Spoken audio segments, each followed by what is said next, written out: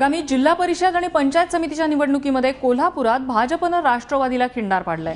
कारण कागल मतदारसंघासह जिल्ह्यातल्या इतर मतदारसंघामधल्या राष्ट्रवादी आणि काँग्रेसच्या दुसऱ्या फळीतले नेते आणि कार्यकर्त्यांनी भाजपमध्ये प्रवेश केलाय।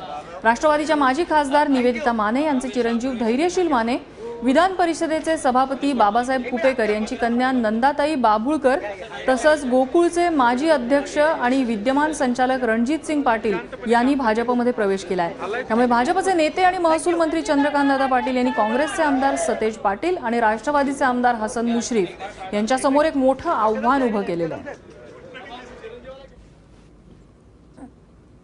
स्पष्ट आहे की नेमका जिल्ह्यामध्ये 67 पैकी काही जागा तरी पदरात पडणार की नाही अशा विभाजनेमध्ये सगळे विरोधी पक्ष आहेत आणि आम्ही मात्र रोज नवीन ताकद असणारी लोक आणून अशी एक स्थिती निर्माण करतो की 67 पैकी 50 जागा जरी ह्या सगळ्या आघाडीने जिंकल्या तर आपल्याला आश्चर्य वाटेल ना।